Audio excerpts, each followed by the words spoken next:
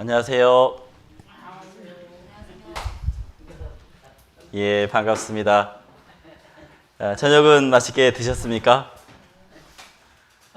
예, 맛있으셨어요? 전국에 있는 형제자매님들 만나서 반갑습니다. 아마 이 수요일 날은 직장에서 일을 끝나고 또 오시는 분도 계실 거고, 분주하지만 말씀 앞으로 오시는 형제자매님들의 귀한 모습이 있어서 하나님이 보실 때 더 아름답게 보시지 않을까라는 생각이 듭니다. 그래서 오늘 서로 만났는데요, 우리가 이렇게 인사했으면 좋겠습니다. 우리 인사는 이렇게 했으면 좋겠습니다. 오늘 참 아름다워 보이십니다. 자, 인사 한번 해보겠습니다. 오늘 참 아름다워 보이십니다. 네, 아름다워 보이십니다. 예, 그래요. 하나님도 우리들의 모습을, 함께 말씀을 공부하는 모습, 그 모습을 보시고 아름답다라고 분명히 말씀하실 겁니다. 우리도 마찬가지입니다. 우리 안에는 주님의 성령이 함께하고 계시기 때문에 하나님이 우리를 존귀하다라고 말씀해 주시고 또 우리를 아름답다라고 분명히 말씀해 주고 있습니다. 세상 마지막 때에 너무나 혼란스럽고 어려운 시절이 분명히 있었습니다. 코로나로 인해 근 2년 동안 거의 3년의 시간이 지나가고 있는 가운데에도 우리가 함께 말씀을 제대로 배우지 못했지만 너무나 감사했던 것은 지난주에 우리가 함께 공주에서 전국 농선부라는 이름으로 함께 수련회를 가지고 또 함께 마음을 다잡고 학예 수양회를 어떻게 준비해야 될 것인지 함께 교제함으로 인해 너무나 감사한 시간이었던 것 같습니다. 또 그 모습을 보시고 하나님이 정말 보시기에 아름답다라고 분명히 생각하셨을 겁니다. 그래서 우리 더욱더 하나님 앞에 아름다운 모습을 많이 보여드렸으면 좋겠습니다. 그러면 우리 그 마음 가지고 하나님 앞에 기도드리겠습니다.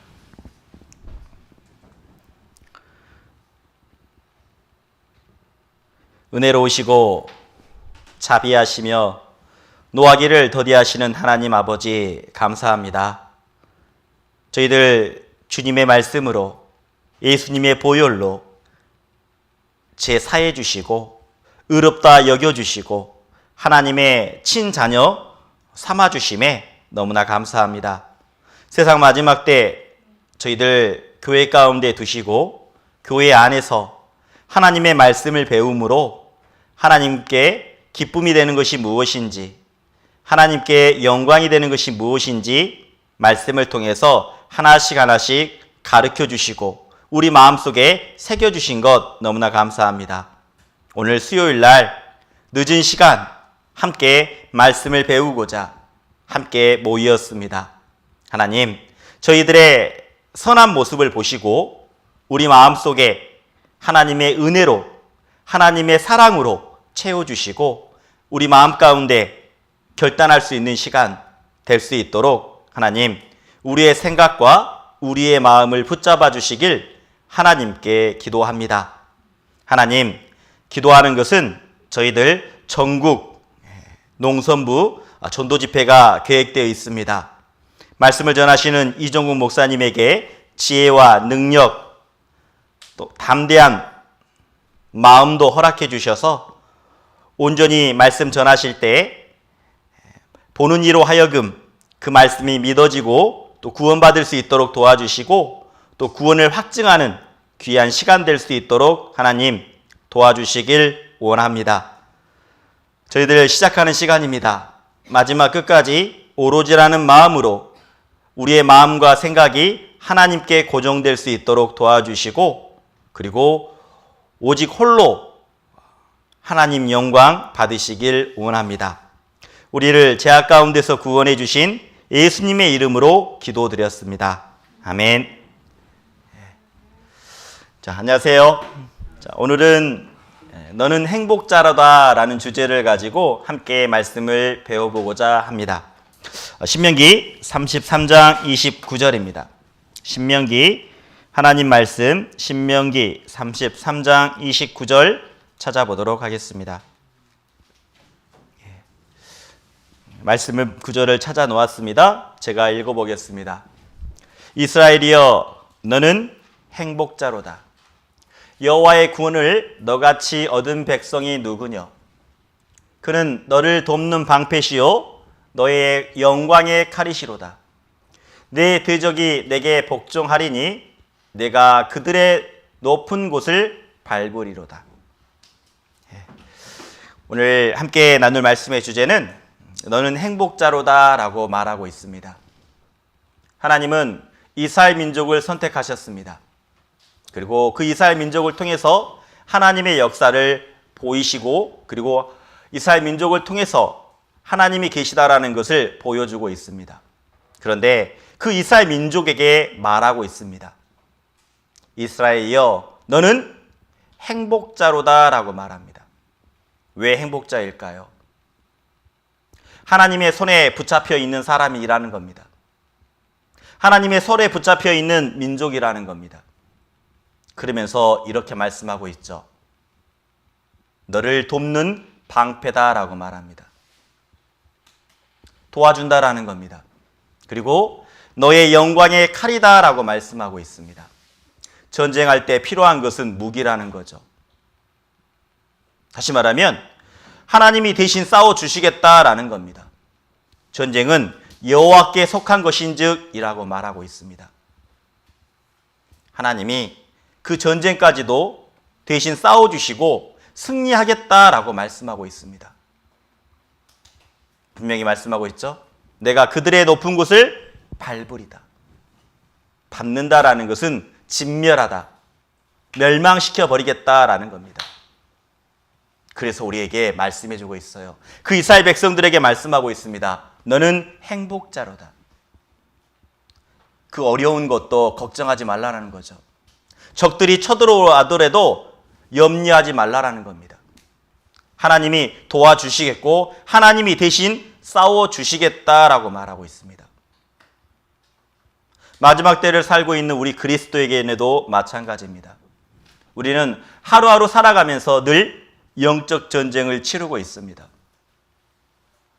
하나님 편에 설 것인지 아니면 개인이 원하는 대로 개인이 즐거움을 살고 싶어하는 그 개인의 계획대로 살고자 하는지 오늘도 우리는 하루하루 살아가면서 계속 영적 전쟁을 치르고 있다는 겁니다. 그런데 우리가 하나님께 붙어 있다면, 하나님께 친밀한 교제가 있다면 우리는 늘 승리하는 그리스도인이 될 거라는 거죠. 그러면서 우리에게 말씀하시는 겁니다. 너는 행복자로다라고요. 진정한 행복이 뭘까요?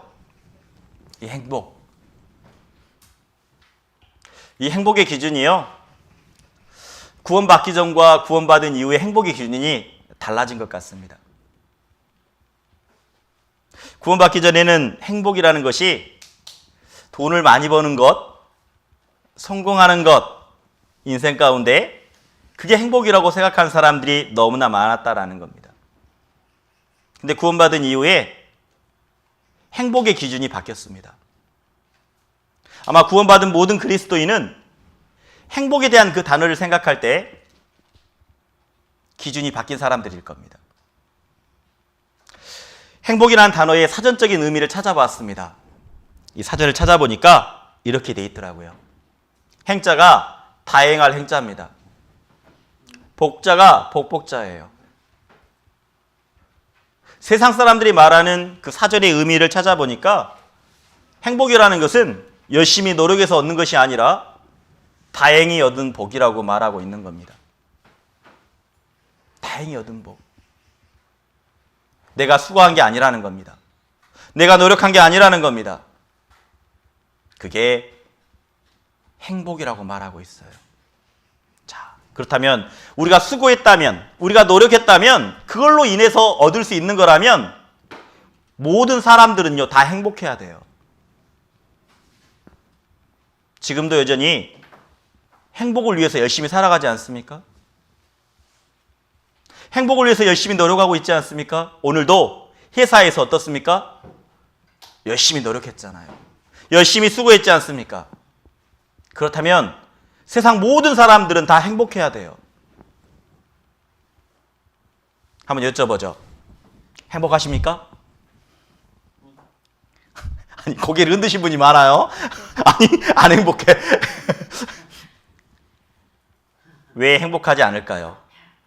행복의 기준이 다 다르다라는 겁니다. 세상 사람들이 생각하는 행복의 기준은요, 조사를 해봤더니 돈이 많으면 행복하다라고 생각합니다. 근데 어떤 사람도 이렇게 말합니다. 아, 건강이 있어야 행복합니다. 또 어떤 사람들은 아닙니다. 화목한 가족, 서로의 관계, 친구, 이게 있을 때 행복합니다라고 말합니다. 그런데 대부분의 사람들이요, 돈이 있어야 행복하다라고 말합니다. 세상 사람들의 행복의 기준입니다. 정말 돈이 많아야 행복할까요? 근데요, 우리가 알아야 될 것은 돈을 가지고 있다고 해서요, 돈으로 살 수 있는 게 있고 돈으로 살 수 없는 게 있다라는 겁니다. 여기 보시면 호화로운 집은요, 돈으로 살 수 있어요. 좋은 집, 좋은 아파트 살 수 있겠죠.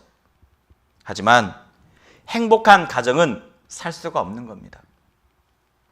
5월달이 가정의 달이라고 말합니다.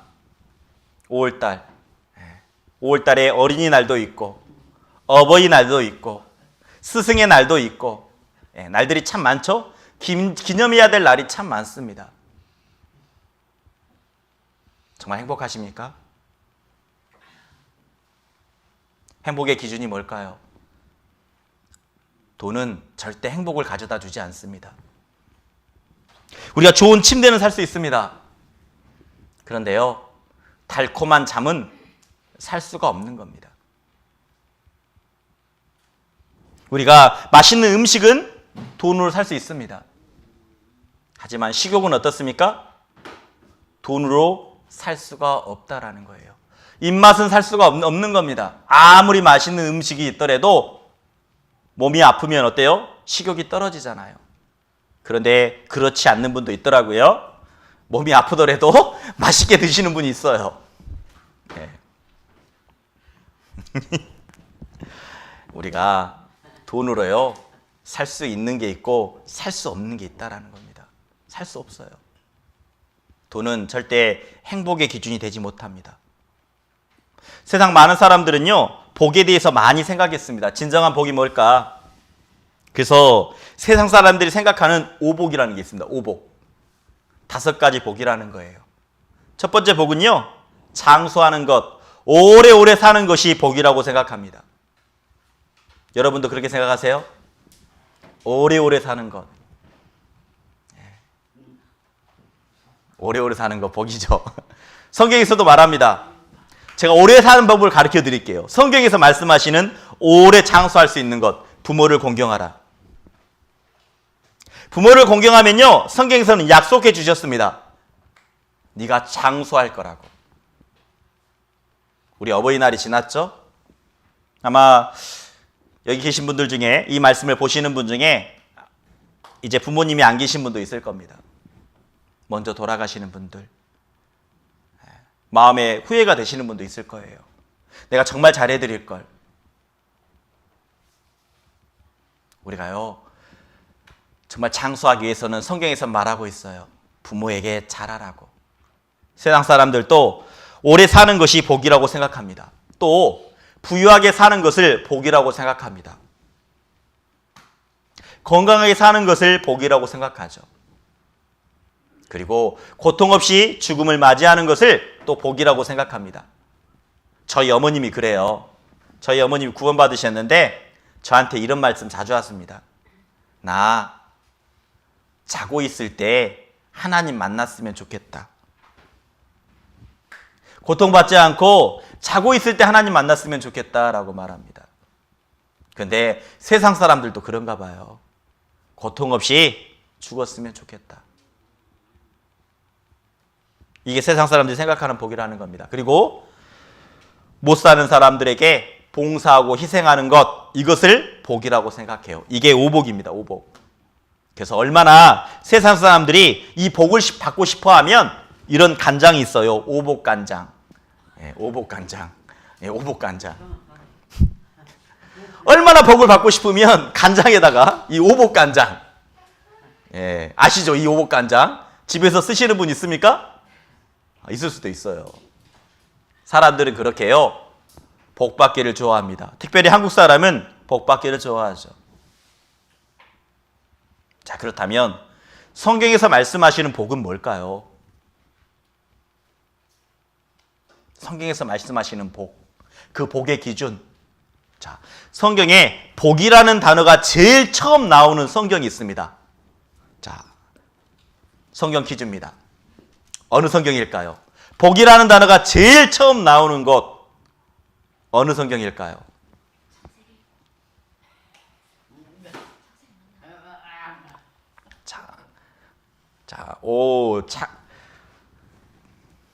뭘까요? 다시 지금, 예? 고민되시죠? 자, 창세기에 나옵니다. 창세기 몇 장에 나올까요? 더 구체적으로. 창세기 몇 장에 나올까요? 창세기 1장에 나옵니다. 1장이에요. 1장 21절 제가 읽어드리겠습니다. 하나님이 큰 물고기와 물에서 번성하여 움직이는 모든 생물을 그 종류대로, 날개 있는 모든 새를 그 종류대로 창조하시니 하나님이 보시기에 좋았더라. 하나님이 그들에게 복을 주어라고 말합니다. 가라사대 생육하고 번성하여 여러 바닷물에 충만하다. 새들도 땅에 번성하라 하시니라. 제일 처음 나오는 단어는, 이 복이라는 단어가 창세기 1장 22절에 나오고 있습니다. 그들에게 복을 준다라고 되어 있죠? 물고기와 모든 생물과 새에게 복을 주었다라고 말합니다. 이 복이라는 성경의 뜻은요, 이런 뜻이 있어요. 무릎을 꿇다라는 뜻이 있습니다. 이 복이라는 뜻은요, 축복하다라는 뜻이 있습니다. 이 복이라는 뜻은요, 찬양하다라는 뜻이 있어요. 찬양하다. 다시 말하면 모든 물고기와 모든 새는요, 하나님 앞에 무릎을 꿇었을 때, 다시 말하면 순종하는 삶을 살았을 때 하나님은 복을 주시겠다라고 말합니다. 낮아질수록 하나님은 복을 주시는 거예요. 낮아질수록 하나님의 뜻을 알아가는 겁니다. 모든 생물은요, 하나님이 만들어 놓으신 모든 생물은 하나님의 질서에 딱 순행하면서 살아가고 있습니다. 하나님의 법을 지켜가면서 살아가고 있습니다. 그런데 하나님이 만든 것 중에 딱 하나, 하나님의 법을 거스러가며 살아가는 존재가 딱 하나 있죠. 누굽니까? 사람이라고 하면 안 돼요. 네. 나예요, 나. 세상 하나님이 만들어둔 모든 피조물은요, 하나님 앞에 무릎을 꿇고 있습니다. 하나님의 질서대로 살아가고 있습니다. 그게 복이라는 겁니다. 그런데 나라는 사람이 어떻습니까? 나라는 사람은 내 마음대로 살아간다라는 거예요. 그런데 구원받기 전에는 그렇게 마음대로 자유롭게 살 수 있었겠지만, 구원받은 그리스도인은 이제 어떻습니까? 하나님의 말씀을 의지하며 살아가는 거죠. 그렇기 때문에 하나님이 복을 내리시겠다라는 겁니다. 낮아질수록, 무릎을 꿇을수록이요, 복을 주신다라는 겁니다. 낮아질수록, 무릎을 꿇을수록이요, 상대방을 이해할 수 있습니다. 상대방을 이해할 수 있어요. 우리 깜깜한 밤 있잖아요. 깜깜한 밤에 자기 집에 불이 환히 켜져 있으면 밖이 보입니까? 안 보입니까? 안 보여요. 그렇죠?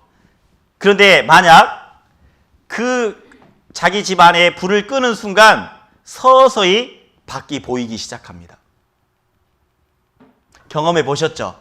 네, 맞아요. 집안에 불을 꺼야지만 밖이 보여요. 근데 집안에 불을 켜는 순간 밖이 또 안 보여요. 다시 말한다면요, 나라는 사람은 죽었다.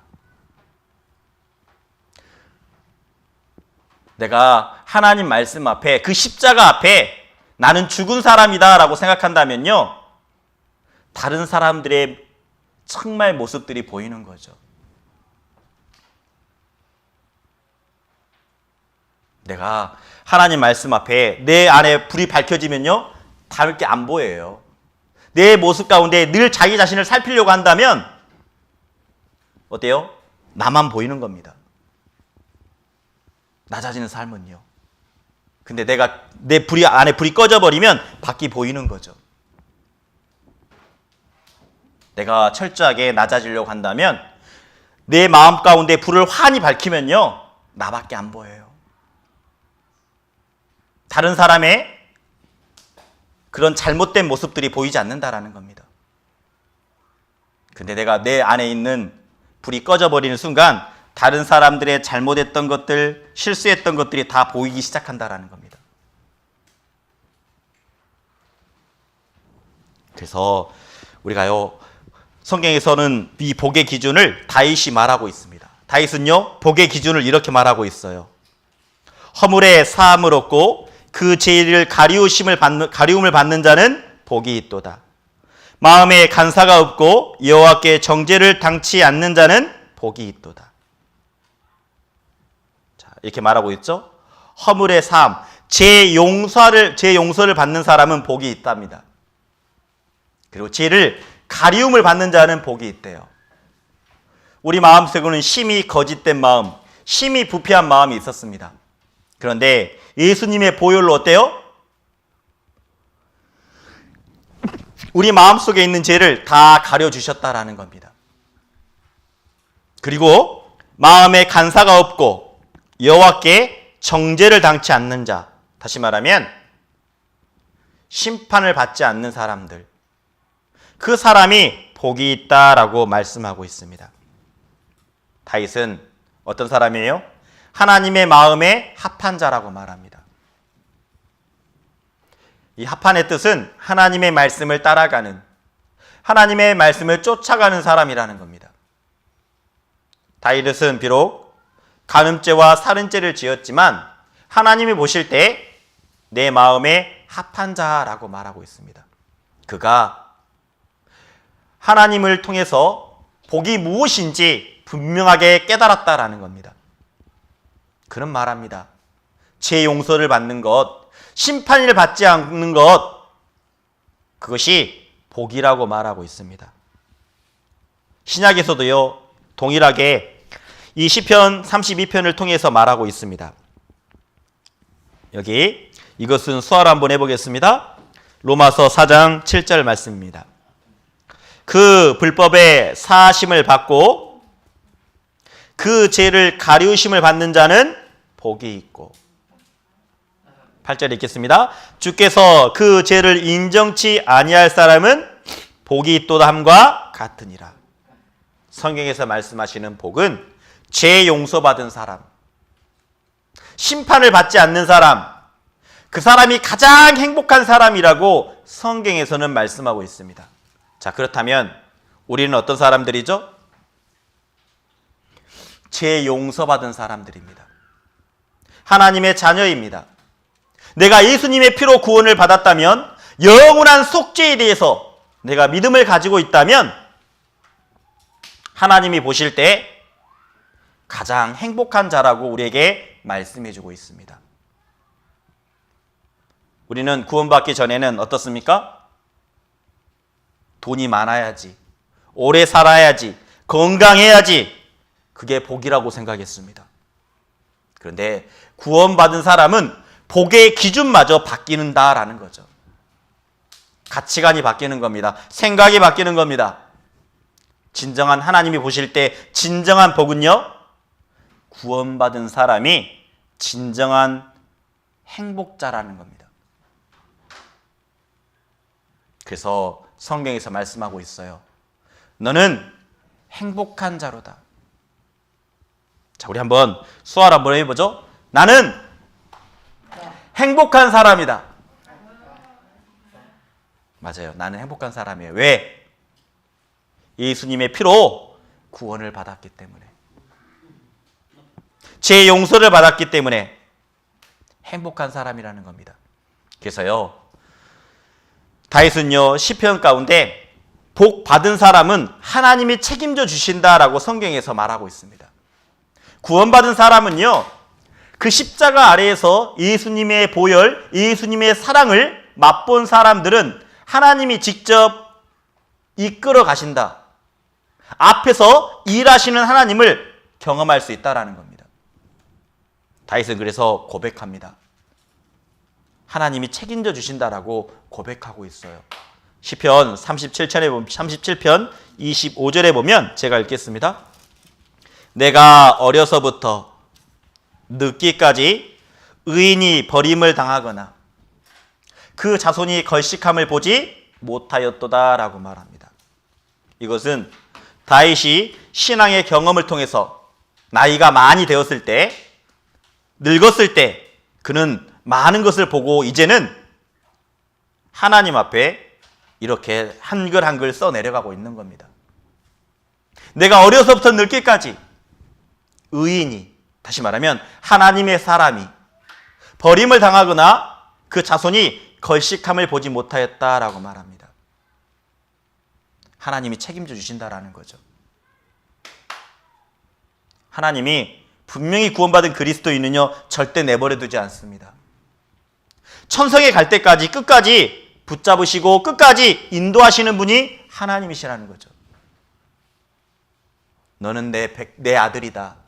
너는 내 백성이다. 내가 오늘날 너를 낳았도다라고 말합니다. 하나님이 피로 우리가 하나님의 자녀가 되었기 때문에, 너는 내 아들이라고 말씀하셨기 때문에 하나님이 끝까지 그 목자군단 손길로 나를 붙잡아 주시고 끝까지 인도하시는 분이 하나님인 겁니다. 신약 성경에서도 이렇게 말합니다. 빌립보서 4장 19절에 이렇게 말씀하고 있어요. 빌립보서 4장 19절에 제가 읽겠습니다. 나의 하나님이 그리스도 예수 안에서 영광 가운데 그 풍성한 대로 너희 모든 쓸 것을 채우시리라. 하나님 뭐라 했죠? 풍성한 대로 너희 모든 쓸 것을 채우시리라 라고 말합니다. 자, 이 말씀은 신앙 생활하는 데 필요한 것들을 채워주시겠다라는 겁니다. 하나님은요, 필요한 것들을 채워주시는 거예요. 하나씩 하나씩이요. 하나님은 정말 하나님 앞에 구원받은 사람, 죄 용서받은 사람은 하나님이 끝까지 책임져 주십니다. 그래서 찬송가에 보면 이런 찬송가가 있어요. 받은 복을 세어보아라 라는 찬송이 있습니다. 내가 십자가 아래에서 그 예수님의 피로 내가 영원한 속죄에 대해 믿는 사람들에게 말하는 겁니다. 내가 예수님의 피로 구원받았다면 그때부터 지금까지 내가 어떤 복을 받았는지 세어보래요. 제가 잘 부르진 못하지만 찬송가 489장을 제가 불러보겠습니다. 네. 같이 따라해 주시면 좋을 것 같습니다. 보시고, 세상 모든 풍파너를 흔들어 약한 마음 낙심하게 될 때에 내려주신 주의 복을 세어라. 주의 크신 복을 내가 알리라. 받은 복을 세어 보아라. 크신 복을 내가 알리라. 받은 복을 세어 보아라. 주의 크신 복을 내가 알리라. 죄송합니다.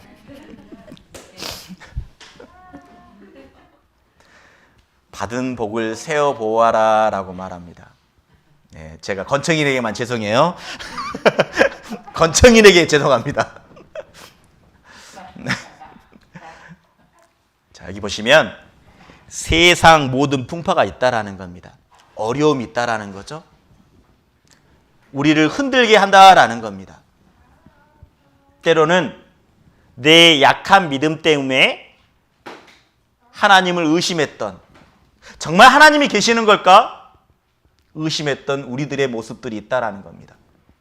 그로 인해 낙심될 때가 있죠. 정말 하나님이 나를 구원해 주셨는데 내가 왜 의심했을까? 정말 하나님이 살아계시는데 그 어려움 하나로 내가 왜 하나님을 의심했을까? 그러면서 이렇게 이야기하고 있죠. 주신 복을 세어보아라. 주님의 복을 세어보래요. 정말 저도 구원받은 이후에 모든 게 하나님의 은혜였고 하나님의 복이었다라는 것을 너무나 잘 압니다. 우리가 내가 숨을 쉬는 것도, 내가 살아가고 있는 것도 복이라는 것 알게 되었습니다. 코로나로 인해 우리가 근 3년 동안 함께 모이지 못하고 정상적으로 교제하지 못하고 정상적으로 전도하지 못한 것들, 어쩌면 그 일상의 삶들이 아무런 사건 없이 그 일상의 삶이 진정한 복이었다라는 것도 알게 해주셨습니다. 내가 받은 것이 정말 많은데 우리요, 정말 내가 받은 것들이 얼마나 많은지 그 복을 세어볼 수 있다면 하나님께 더욱더 감사할 수 있을 겁니다. 내가 받은 복 한번 세어보세요. 제일 처음에 우리는 구원받은 것에 너무나 감사할 겁니다. 내가 무리 가운데, 교제 가운데 떨어지지 않고 이 교육 가운데 있는 것 너무나 감사할 겁니다. 그리고 내가 정말 많은 농인교회가 있지만 이 말씀이 있는, 생명이 있는 말씀 가운데 그 역사하는 곳에 내가 이 교제 가운데 있다라는 것에 정말 감사할 겁니다. 하나씩 생각한다면요, 감사할 거리가 많아요. 남들은 교제에서 떨어졌었지만 내가 지금까지 이 교제에 붙어 있는 것, 너무나 감사할 거리라는 겁니다. 정말 복을 받기를 원하십니까? 자, 나 복 받기 원한다. 많은 복 받기 원한다. 예, 다 손 드셨네요. 맞아요. 우리 복 받기 원합니다. 저도 마찬가지입니다. 하나님 앞에 복 받기를 원해요. 자, 복을 받으려면 어떻게 해야 될까요? 성경에서는 하나님께 구하라라고 말합니다. 정말 많은 복을 받기 위해서는 하나님께 구해야 해요. 이사야 65장 16절입니다. 제가 읽겠습니다. 이러므로 땅에서 자기를 위하여 복을 구하는 자는 진리의 하나님을 향하여 복을 구할 것이요 라고 말합니다. 진리의 하나님. 왜요? 진정한 복을 주시는 분, 진정한 위로가 되어주시는 분은 하나님밖에 없다는 겁니다. 진정한 위로자는 나연을 나연이라고 말씀하셨죠? 위로가 되어주시는 분은 하나님이라는 겁니다. 위로가 되어질 뿐만 아니라 나에게 복을 주시는 분, 그 복을 구하는 자는 하나님께 복을 구하라 라고 돼 있어요. 그래서 정말 복된 사람은 어떻습니까? 하나님을 신뢰하는 사람입니다. 하나님을 신뢰하는 사람. 하나님을 믿는다라는 거죠. 지금은 힘들고 어렵지만 언젠가 그 말씀은 그대로, 언약의 말씀 그대로 이루어 주실 것이라는 것을 믿고 나아가는 겁니다. 우리가 잘 알고 있는 말씀 중에 너희는 먼저 그의 나라와 그의 의를 구하라. 그리하면 이 모든 것을 너희에게 더해 주시겠다라는 말씀이 있습니다. 내가 하나님의 일을 먼저 선택한다면, 하나님의 일을 먼저 행한다면 하나님은 모든 것을 더해 주시겠다라고 말합니다. 너무나 복된 소식이죠. 너무나 복된 말씀입니다. 그 말씀을 신뢰해 보십시오. 그래서 시편 2편 12절에도 이렇게 말합니다. 자, 우리 수활 한번 해보죠. 수활 한번 해보겠습니다. 여호와를 의지하는 자는 다 복이 있도다. 여호와를 의지한다라는 것은 말씀을 의지한다라는 겁니다. 말씀을 붙잡는다라는 겁니다. 왜? 성경에서 이렇게 말씀해 주셨죠? 내가 말하였노니 다 이루리라. 하나님의 말씀은요, 다 언약입니다. 하나님의 약속입니다.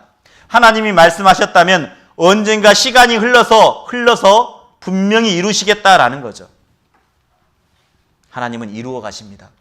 그래서 말씀을 붙잡아라. 그게 정말 복이다라고 말합니다. 그리고 시편 34편 8절에도 이렇게 말씀하십니다.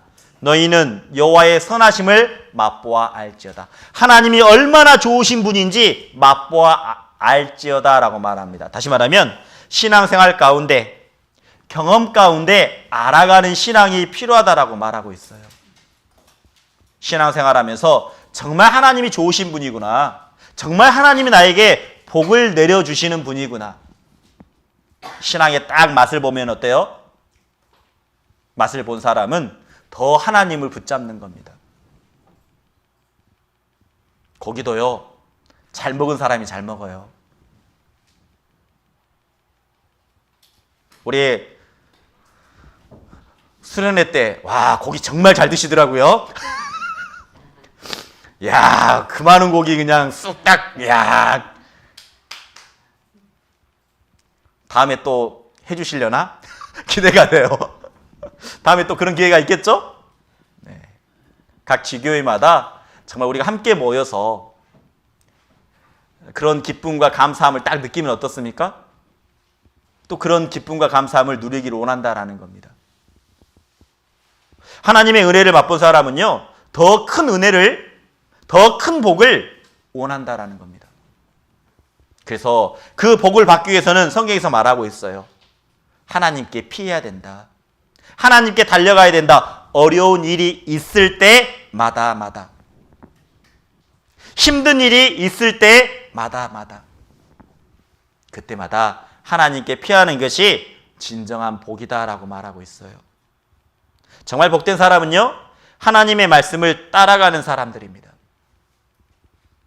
하나님의 말씀을 따라가는 사람. 다시 말하면 순종하는 사람이 복이 있다라고 말하고 있어요. 이 말씀도 우리 한번 수화로 한번 해보겠습니다. 수화로 한번 해보겠습니다. 행이 완전하여 여호와의 법에 행하는 자가 복이 있으며, 하나님 말씀대로 살아가는 사람이 복이 있다라고 말합니다. 그래서 우리 주변에 한번 보면 다 알 수 있어요. 하나님은요, 우리에게 눈을 주셨잖아요. 보라는 겁니다. 눈은 보라는 거예요. 정말 말씀대로 살아가고 있는 형제 자매님들의 그 신앙의 모습을 보면서 한번 보라는 겁니다. 말씀대로 살아가는 그 신앙의 모습을 보면서, 야, 진짜 하나님이 그 가정을, 그 믿음의 가정을 지켜주시고 이끌어 가신다라는 것을 우리는 눈으로 확인할 수 있어요. 우리 주변에도 믿음의 가정 많잖아요. 정말 말씀대로 행하는 믿음의 가정은요, 하나님이 책임져 주십니다. 우리가 더 하나님 말씀대로 살아가는 형제 자매님들이 되셨으면 좋겠어요. 그랬을 때 하나님이 복을 내려주신다라고 말합니다. 성경에서는 계속 말합니다. 하나님의 말씀을 따라가는 자가 복이 있다. 행하는 자마다 복이 있다. 행하는 게 중요하대요. 여기 시편 128편 1절에 보면, 자, 이 말씀도 수화로 해보게요. 수화로 한번 해보겠습니다. 여호와를 경외하며 그 도를 행하는 자마다 복이 있도다. 자, 계속 강조하는 것은 행하는 것이 필요하다. 실천이 필요하다. 행동이 필요하다라고 말합니다. 행함이 없는 믿음은 죽은 믿음이라고 말씀하셨습니다. 하나님이 정말 원하시는 것은요, 행하는 것. 그래서 정말 하나님을 사랑한다면 경외하는 마음이 있어야 된다는 거죠. 경외. 두렵고 떨리는 마음으로 사랑하는 겁니다. 하나님이 말씀하셨다면 두렵고 떨리는 마음으로 그렇게 살아가 보는 겁니다. 말씀을 순종하며 행하며 살아가는 겁니다. 하나님은 말씀대로 행했을 때 그대로 복을 주신다라고 말씀하고 있어요. 복된 사람은요, 하나님을 가까이 하는 사람들입니다. 자, 이 말씀도 너무나 중요하니까 제가 읽겠습니다. 한번 수화로 따라해보죠. 자, 하나님을 가까이 함이 내게 복이라 라고 말합니다. 네. 하나님을 가까이 하는 게 가장 큰 복이라고 돼 있어요. 하나님을 가까이 한다라는 것은 말씀을 가까이 하는 겁니다. 하나님을 가까이 하는 것은 교제를 가까이 하는 겁니다. 그 이유는 두세 사람이 모이는 곳에 하나님도 함께 하시겠다라고 분명히 약속해 주셨거든요. 우리가 내가 정말 복된 사람이라면요, 더 복을 받기를 원하십니까? 하나님을 가까이 하십시오. 그러면 하나님이 복을 주시겠다라고 말합니다. 그러면서 이어지는 말씀이 이렇게 말하죠.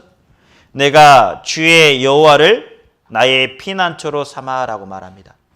자, 이 사람도 이 시편의 기자도 정말 어려운 일이 있었던 겁니다. 힘든 일이 있었던 겁니다. 그래서 하나님께 달려간 거죠. 하나님을 붙잡았습니다. 그랬더니 하나님이 회복시켜 주신 거예요. 그래서 이제는 뭐라고 말합니까? 하나님이 나에게 어떤 은혜를 주셨는지, 어떤 복을 주셨는지 자기가 자기 모습으로, 자기 입술로 그 모든 행사를 전파하겠다라고 말합니다. 내 삶 가운데 하나님이 어떻게 일하셨는지 내가 전파하겠다라고 고백하고 있는 겁니다. 하나님을 가까이 하는 사람이 복된 사람입니다. 그리고 하나님을 경외하는 사람이 또 복된 사람입니다. 그래서 시편 115편은 13절에 보면, 자, 이것도 수화로 한번 해보죠. 수화로 한번 따라해 주세요. 여호와를 경외하는 자에게 복을 주시리로다 라고 말합니다. 자, 12절 제가 읽어볼게요. 시편 115편. 여호와께서 우리를 생각하사, 하나님은 구원받은 그리스도인을 항상 생각하고 있습니다. 우리 자신을 생각하고 있어요. 그러면서 생각하고 복을 주시되라고 말합니다. 필요한 복을 채워주시는 거죠. 필요한 것이 있는지 없는지 하나님이 생각하시고 하나씩 하나씩 주시겠다라는 겁니다. 이스라엘 집에도 복을 주시고 아론의 집에도 복을 주시며 대소문론하고 여호와를 경외하는 자는 다 복을 주시겠다라고 말합니다. 모든 집에 다 복을 주시는데, 모든 그리스도인에게 복을 주시는데, 특별히 여호와를 경외하는 자, 그 사람에게 복을 주시겠다라고 말씀하고 있습니다. 자, 경외라는 게 뭐냐면요, 맞아요, 내 마음을 높이는 거죠. 경외라는 수업 배웠죠? 가슴을 푹 찌른 다음에 가장 높이는 것, 경외라는 겁니다. 내 마음속에 여러 가지가 있지만 하나님을 가장 높이는 것, 마음속에 여러 가지 생각이 있지만 하나님의 말씀을 가장 높이는 것, 그것이 경외라는 겁니다. 그 사람에게 복을 주시겠다라고 말하고 있어요. 그리고 성경에서는요, 더 구체적으로 복 있는 사람이 가져야 될 믿음의 자세가 적어져 있습니다. 복을 받은 사람이라면, 자, 우리가 구원받은 사람이라면 어떻게 생활해야 되는지 정확하게 이야기하고 있어요. 자, 시편 1편 1절입니다. 자, 읽겠습니다. 제가. 복 있는 사람은 악인의 꾀를 쫓지 아니하며 죄인의 길에 서지 아니하며 오만한 자리에 앉지 아니하고. 자, 복 있는 사람은 하지 않아야 될 것이 세 가지를 이야기하고 있습니다. 세 가지 이야기하고 있죠. 악인의 꾀를 쫓지 아니하고, 죄인의 길에 서지 아니하며, 오만한 자리에 앉지 아니하고. 그 다음에 2절에 읽겠습니다. 오직 여호와의 율법을 즐거워하며 그의 율법을 주야로 묵상하는 자로다라고 말하고 있어요. 복 있는 사람이 가져야 될 것은 첫 번째, 악인의 꾀를 쫓지 않는 것. 다시 말하면 세상의 어떤 유행에 따라가지 않는 겁니다. 세상의 유행을 따라가지 않는 거예요. 죄인의 길에 서지 아니하며 라고 말합니다. 세상 사람들이 다 한다니까 따라가는 게 아닙니다. 죄인의 길에 서지 않는 것 필요하죠. 그리고 오만한 자리에 앉지 아니하고, 내가 내 양심을 속이고 교만한 마음으로 높은 자리에 앉으려고 하는 것, 하나님이 하지 말라라고 말합니다. 성경에서는 하지 말아야 될 것을 세 가지를 이야기하고 있어요. 그게 복 받은 사람이 해야 될 믿음의 자세라고 말합니다. 우리는 더욱더 하나님 말씀대로, 그래서 시편 1편 2절에 이렇게 말하고 있죠.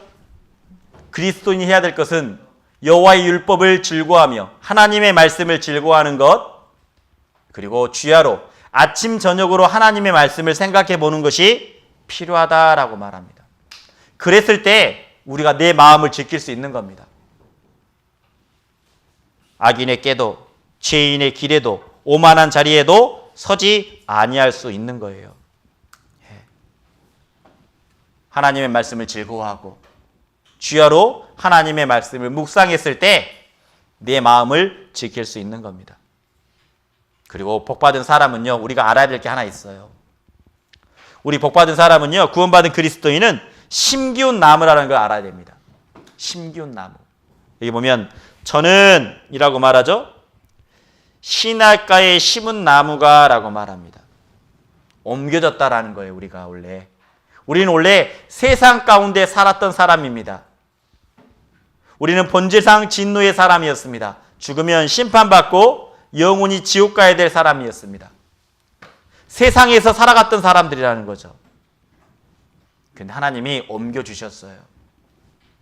우리는 심기운 나무입니다. 그래서 심기운 나무는 과실을 많이 맺는다라는 겁니다. 그 잎사귀가 마르지 않는다라는 겁니다. 왜? 물이 흐르는 곳이기 때문에. 물이 흐르기 때문에 그 물이, 뿌리가 물을 흡수해서, 영양분을 흡수해서 열매를 많이 맺는 겁니다. 마르지 아니한다라고 말하죠. 그리고 그 행사가 다 형통하겠다라고 말합니다. 모든 일이 잘 된다라는 거예요. 우리는요, 옮겨진 사람들이라는 겁니다. 자, 성경에 요한복음 5장 24절에 이렇게 말씀해 주셨죠. 사망에서 생명으로 옮겼느니라. 우리는 사망에서 생명으로 옮겨진 사람들이죠. 왜 옮겨졌습니까? 성경에서는 이렇게 말씀하십니다. 내가 진실로 진실로 너희에게 이르노니 내 말을 듣고 또 나 보내신 이를 믿는 자는 영생을 얻었고 심판에 이르지 아니하니 라고 되어 있습니다. 우리는 죄의 싹은 사망이라는 말씀을 분명히 들었습니다. 죄가 있으면 무조건 심판받아야 됐었죠. 근데 하나님이 놀라운 법을 주셨다는 것을 알게 되었습니다. 대속법, 대신 죽어도 된다라는 법을 주셨습니다. 그리고 알게 되었죠. 나 대신 죽어진 분이 계시다라는 것. 내 죄를 담당하시고 그 십자가에서 죽어주신 분이 있다라는 것을 알게 되었습니다. 그리고 그 십자가에서 그 예수님이 다 이루었다라는 말씀을 우리는 보게 되었습니다. 그 다 이루었다. 내 죄를 영원히 용서해 주셨다. 그 사실을 믿는 순간, 자, 우리는 어때요? 자, 수활 한번 해보죠. 수활 한번 해보겠습니다. 사망에서 생명으로 옮겼느니라. 맞아요. 예수님의 피를 딱 믿는 순간, 내 죄가 영원히 용서되었다는 것을 믿는 순간 사망에서 생명으로 옮겨진 사람들이라는 겁니다. 자, 우리는 원래 이런 사람들이었어요. 지옥에 들어가야 될 사람들이었습니다.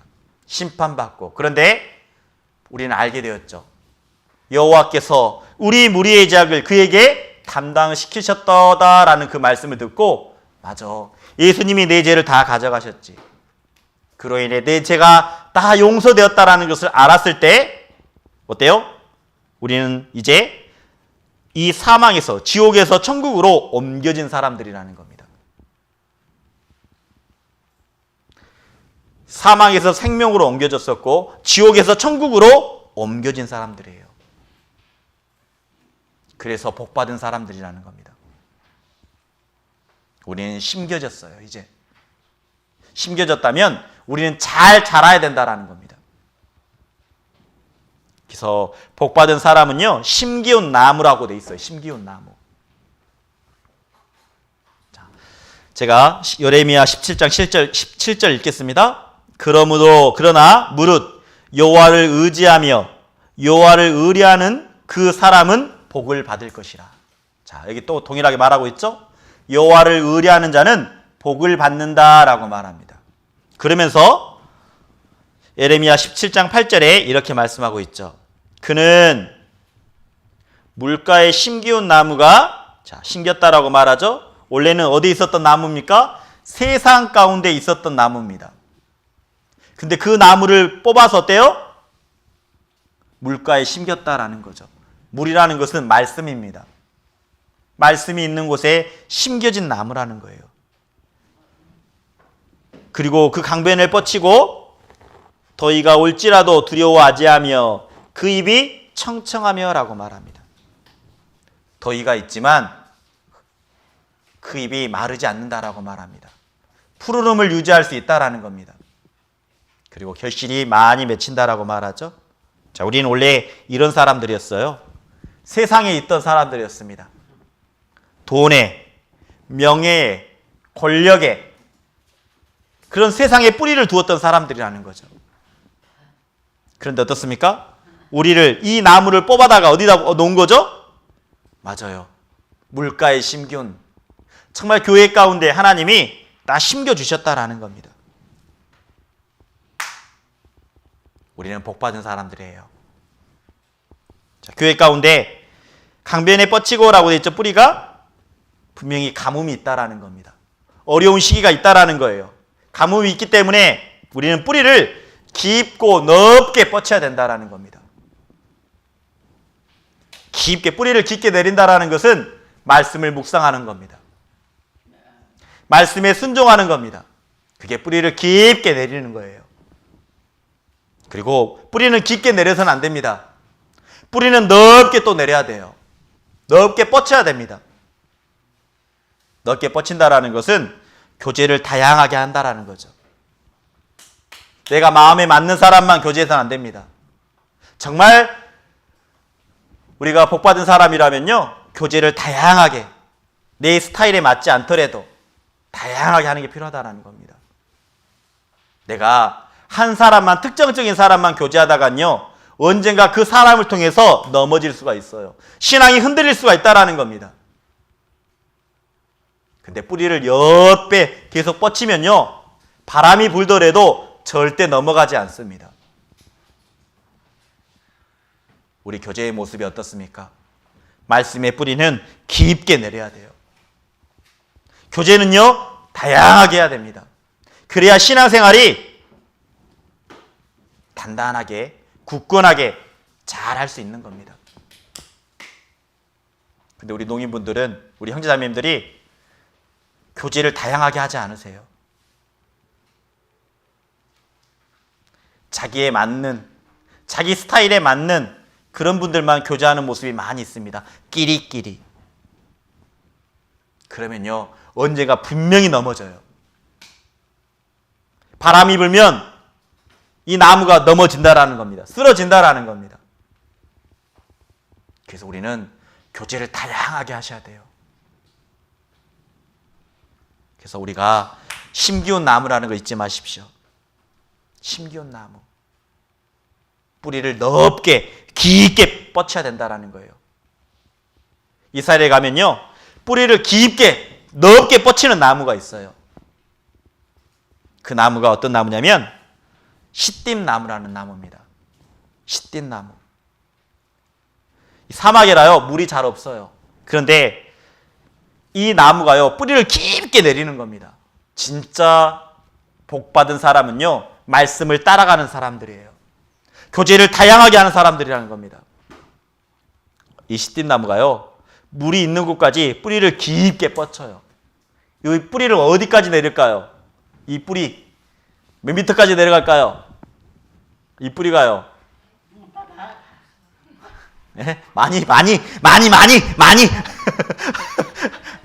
그냥 많이 내리겠죠. 조사해 봤는데요, 이 시띠나무의 뿌리가 수십 미터, 수백 미터까지 내려간다라고 말합니다. 다시 말하면 물이 있는 곳까지 계속 내려가는 거예요.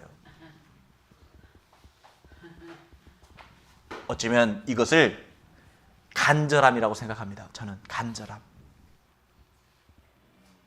우리 신앙생활 가운데요, 간절함이 필요해요. 간절한 그리스도인은요, 하나님이 복 내려주십니다.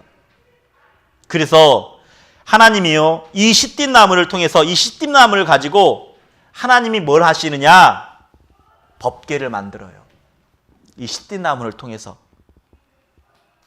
이게 조각목인데, 이 조각목으로 궤를 짓되 조각목으로 채를 만들고 금으로 싸고 라고 말합니다. 하나님의 말씀을 이 법궤 안에 두었다라는 겁니다. 우리가, 내가 심기운 나무라는 것, 그 사람이 복받은 사람이라는 것을 정확히 알 때요, 하나님이 귀히 쓰신다라는 거예요. 하나님께 쓰임을 받는 겁니다. 우리가 교제의 말씀의 뿌리를 깊게 내리고 교제를 넓게 했을 때, 다양하게 했을 때 하나님이 분명 쓰십니다. 그래서 우리가 하나님께 쓰임받는 정말 복된 사람이 되었으면 좋겠어요. 우리 수화로 한번 이렇게 봤으면 좋겠습니다. 수화로. 자, 나는 행복한 자로다. 네, 나는 행복한 사람입니다. 예. 나는 행복한 사람이에요. 오늘 너는 행복한 자로다 라는 주제를 가지고 함께 말씀을 나눠보았습니다. 행복이 뭐였죠? 성경에서 말씀하시는 복은 죄를 가리우심을 받고, 죄의 사함을 받고 죄를 가리우심을 받는 것이 복이다 라고 말씀해 주셨습니다. 행복한 자는요, 구원을 받는 겁니다. 그리고 복을 받기 위해서는 어떻습니까? 하나님께 구하라 라고 말씀해 주셨습니다. 우리는 그리고 알아야 될 것은 심기운 나무라는 것. 세상 가운데 있었지만 이제 교회 가운데 심겨진 나무, 우리가 그 심겨진 나무이기 때문에 복 있는 복 받은 사람들은 뿌리를 깊게 내리고 뿌리를 넓게 뻗쳤을 때 하나님이 귀히 사용하신다라는 것 잊지 않았으면 좋겠습니다. 세상에서도 우리가 교회 가운데서 쓰임받는 우리 형제자매님들 되셨으면 좋겠습니다. 오늘 나는 너는 행복한 자로다 라는 주제를 가지고 함께 좀 말씀을 나눠보았습니다. 내가 받은 구원 다시 한번 생각해보고 내가 구원받은 이후에 얼마나 하나님이 많은 복을 주셨는지 세어보는 그런 귀한 시간들이 되었으면 좋겠습니다. 기도하고 마치겠습니다. 하나님 아버지 감사합니다. 내가 구원받은 것이 진정한 복이었다라는 것 알게 해주신 것 감사합니다. 구원받기 전에는 정말 행복의 기준을 몰랐습니다. 돈이 많은 것이, 건강한 것이, 오래 사는 것이 복이라고 생각했습니다. 그런데 구원받은 이후에 죄 용서받고 천국 갈 수 있는 것이 가장 큰 복이라는 것 알게 되었습니다. 하나님 너무나 감사합니다. 저에게 진정한 복을 허락해 주셔서 너무나 감사합니다. 내가 이제는 복 받은 사람답게 하나님의 말씀을 의지하며 하나님의 말씀을 경외하며 하나님의 말씀에 순종하며 살아갈 수 있도록 하나님 더욱더 저희들 붙잡아 주시고 그리고 이끌어 주시길, 인도해 주시길 하나님께 기도합니다. 저희들 전도 집회가 계획되어 있습니다. 전국 농선부 더 합심하여 기도할 수 있도록 도와주시고 또 말씀이 전해질 때 새롭게 구원받는 놀라운 큰 역사가 일어날 수 있도록 하나님 도와주시길 원합니다. 오늘 함께 해주신 하나님께 감사하며 늘 내가 행복한 사람이라는 것 잊지 않고 이 세상 마지막 때 강건하고 담대한 믿음으로 살아갈 수 있도록 도와주시길 원합니다. 모든 것 감사하며 예수님의 이름으로 기도드렸습니다. 아멘. 수고하셨습니다.